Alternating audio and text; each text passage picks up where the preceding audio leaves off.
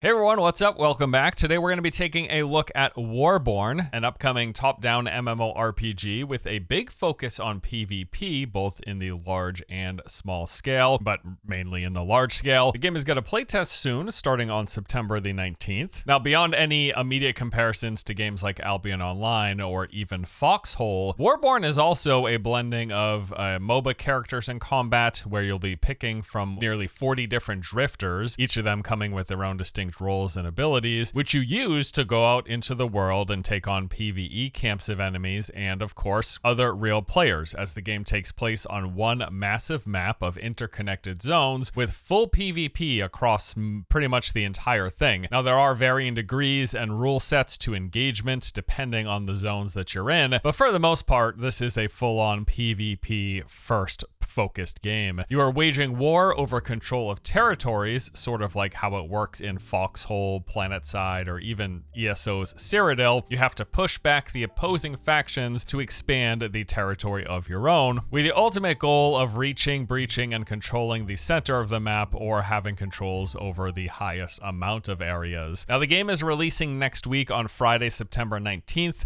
Cooland Games has sponsored today's video. They gave me an early sneak peek of Warborne, along with the opportunity to sit down and chat with the developers directly, where I got to ask them questions about how the game works, their plans for the future, and what we should expect when we play the game. So let's go ahead and jump right in. Now, as mentioned, the general structure of the game is that we've got this open world of interconnected zones. It's a top-down MOBA combat, and you are fighting for one of 6 factions in the game. It is a 6-faction PvP game, so you are clashing with the players of the other factions with the end goal of trying to win a months-long battle for territory control. Now, while PvP is at the heart of this game, it also has its fair share of PvE as well. Starting out, you'll be, of course, playing through a tutorial. This will introduce you to many of the game's systems. You're going to go around learning your character's abilities, clearing camps of PvE enemies, collecting resources, crafting items and gear, and powering up your character. You've also got what is a mobile base of operations, basically where you do a lot of your customization and crafting and all of that, is a base that literally you can pick up and move around. You get up and walk it around so you can get it closer to resource nodes so that your little workers can harvest at a faster speed. It's almost like an RTS element on top of it as well. Now, eventually, the tutorial chain sends you into what's basically your first conflict zone, where you will be doing more of the same activities, going around clearing POIs, taking on camps of PvE enemies, but now with the added threat of other players in the area. This is likely where you're going to start getting in your first few fights. Now, the devs told me they think of this similar to how it works in Dark Zones with Division, where you do have these PvE goals and camps to clear, but you're going to be running into other players in the process. It's also where you start picking which of the drifters you want to unlock first, as this isn't really a game where you play one character all the time, but rather you will be swapping between characters depending on the activity or whatever your goal is at the moment. Again, like a MOBA, you might have a handful of characters that you play at a regular rotation that you will be swapping between depending on the composition of the rest of your team or what it is specifically that you want to do. So as mentioned, there are about 40 characters in the game. These are referred to as the drifters. They're divided into the strength, agility, intelligence, and logistics category. So each drifter fills distinct roles and playstyles with their own predetermined active and passive skills. Again, it's like picking a character in a MOBA. They have a predetermined setup, but there's also further customization, like they get bonuses. An agility character, it's going to get more bonus out of any agility-based gear or weapons that you're using, as you would expect. So you can mix and match the stats on the drifters, but they really are best tailored to one particular playstyle or role. So you start off by picking a few drifters that you want to unlock, and then as the season progresses, more drifters become available, which you can then also unlock and add to your rotation. And again, likely expect to be swapping between at least a couple of different characters that you will be playing on a regular basis. As for the combat, well, it's pretty much self-explanatory. You can see here, it is very MOBA inspired. It reminds me of any MOBA out there, League of Legends, Dota, or even games like this from this perspective like Albion Online. You move your character around. They do support both click to move as well as WASD, which I love to see. And really, you're focused on like your character's positioning. You're trying to avoid taking damage while aiming your skill shots and dealing as much damage as possible. And you will have a mix of these lighter hitting spammable abilities along with stronger ones that come with a cooldown. As for the world map, it's basically a giant hexagon with each of of the game's 6 factions starting on one side. Then from there, the zones act as connecting nodes going in every direction along the sides and towards the center of said hexagon. The 6 factions are trying to take control of any nodes adjacent to their starting area and then pushing outward and moving towards the center of the map. And the closer you get to the center, the larger and more difficult the battles will become. Not only because there will be difficult PvE and siege encounters that are going to require group coordination and just groups of players to take on, but also because as you get closer to the center, you're going to start to bump into the other factions on a much more regular basis and more factions. You know, as you're starting out, you might only be bumping into the factions adjacent to you on the hexagonal map, but when you get closer to the center, it's more likely that more of all of the 6 factions are going to start running into each other. Speaking of factions, it's more than just a color that you're aligning with. Factions also come with their own asymmetrical advantages. So we got the 6 factions, and they're basically breaking down like this. Ashen has high health point values with a focus on siege warfare. Sirius has extra PvE rewards and drops. Shroud is like the Night faction, where they perform better when the sun is down, and they've got cooldown boost as a result. Ember Wild is all about fast mounts and wildlife resources. The Magnates come with economic advantages, and Iron Creed has technological and research boost. Now, I asked about how they're going to deal with faction imbalance, and they said they have multiple systems and mechanics in place, from just straight up hard capping the number of people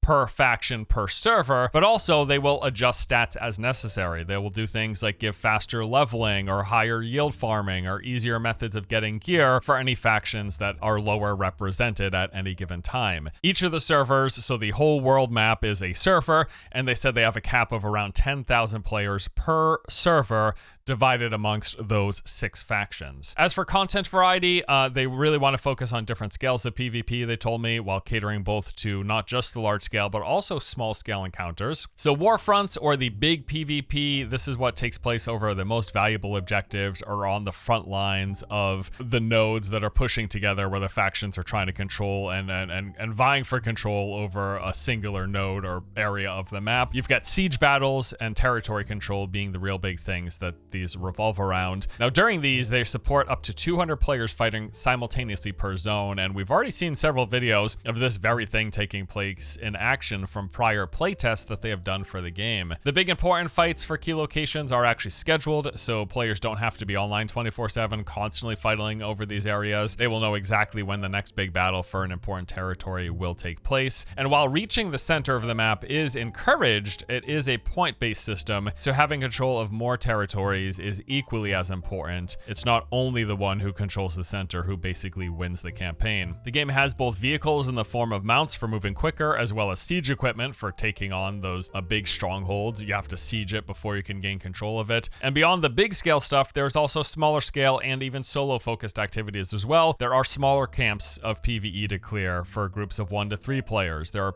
larger points of interest like Outpost, gathering of resources. The game also has content similar to Albion's Corrupted Dungeons, which are essentially PvEVP instanced areas where you can go in solo or in a small group clearing PvE for resources and currencies, but then other players can show up in there as well. But it won't be a group of like 100 players, it might just be a couple. Gathering is also quite important in this game, it seems, as you do need those resources yourself to craft things that you cannot get from trading. And I've watched a bunch of different footage. I've seen the large scale stuff. I've also seen groups of small groups of players going in and clearing a much larger group of players, doing some huge AoE mechanic on a big group that was clustered up. And probably some of my favorite stuff that I saw was just the solo PvP stuff, where you got one person going out and taking on, 1v2, 1v3 encounters. That stuff looked really, really cool. Now, as for the PvP rule sets, it works like this. The initial areas are considered relatively safe. They've got new player protections. But then as you push outward from your faction starting area, things start to get more punishing. The game does have loot dropping on death, but only partial. And again, that is part of like the rule sets, where as you get to the more dangerous zones, the amount of gear drop is going to be increasing. In the most punishing areas, you will be dropping up to half of your carried inventory, along with a random equipped item. Although, like Albion, the game is designed with this in mind, and as a result, gear is relatively easy to come by, so losing it isn't going to completely put you down and out. Also, they do have a loadout system where you can instantly swap to another character or another drifter upon death, letting you get straight back into the battle. So even if you do go into a fight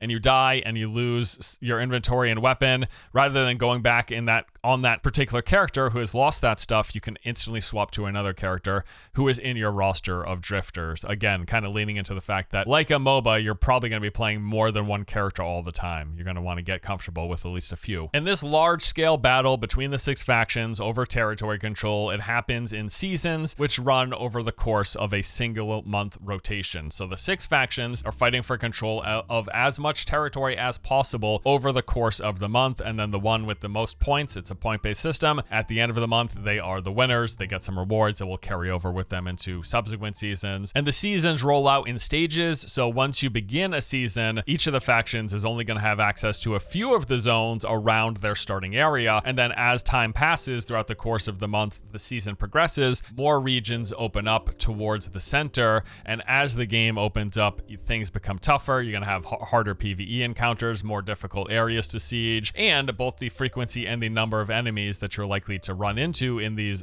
zones, the further you get, that is going to increase. Seasons can also come with different modifiers. This is something they're going to be doing, kind of changing up certain mechanics, adding new features, even letting players further tailor how individual drifters' abilities work beyond like their baseline functionality. And as the game progresses, they've also talked about wanting to add more content variety beyond this large scale map zone control node battles that the base game is going to be. They've talked about adding things like arenas and battlegrounds. Now there's a few means of progression in this game. You'll be killing enemies, going to points of interest, doing dungeons, gathering resources, gaining experience, and leveling up in the process. They have mentioned that you can also just outright level just via PvP. Going into adjacent zones and killing other players can give you the experience to level up if you want to not do some of that other stuff. And beyond acquiring gear, which is going to happen via drops, crafting, trading, or from taking it from other players in PvP, there is further account and character progression. You've got a research center, which lets you spec into various boosts to your power and effectiveness in various things, and also ways to just flat out make your drifter stronger, like straight up stat upgrades as you tier them up. Now, when it comes to monetization, this is going to be a free-to-play game, and it's going to have what you probably expect. They will, of course, be selling cosmetics. There is going to be a seasonal battle pass, and the game does have one of those subscriptions where if it's active, it's going to give rewards like bonus experience, currency drop rates, reduced cost for trading, and auction house, aka it reduces the grind a bit. This is very much a pay for convenience kind of system that they've got set up, like a lot of other games like this who have similar subscriptions. It's along those very same lines. We will see exactly what else might come for sale once the game releases. I did hear in preview tests that there were some very strong potions available for sale, and we'll see how much of an impact that has once we get a chance to play it ourselves. So that is our overview. Warborne releases on Friday, September 19th. I definitely want to check this game out myself. You know, I really like Albion Online. I'm a fan of PvP games. I'm a fan of this style of combat. I also like the multi-faction battle setup where you've got multiple factions vying for control. And the fact that they've got asymmetrical elements is pretty cool as well, assuming they can figure out the balance and it's not just one or two that are vastly overpowered over the others. We'll have to see. And really, I'm most interested to see, I know the large scale is a big selling point, but I also like the small scale skirmishes and the 1vx opportunities that these kind of games offer where you can kind of go behind enemy lines. I still remember like the ESO days when the game first came out and going into Cyrodiil and playing a stealthy Khajiit and like going behind the big war front that was happening and trying to cap points behind the enemy team. Like that stuff's a lot of fun for me, and hopefully they've got similar sort of circumstances you can get yourself into in this game. We'll be interested to see. Yeah, coming out Friday, September 19th. I will be jumping in and check out myself. If you'd like to learn more, we've of course got links available below. But that does it for today. Thanks as always for watching. Hope you enjoyed. I'll see you all next time. Take it easy.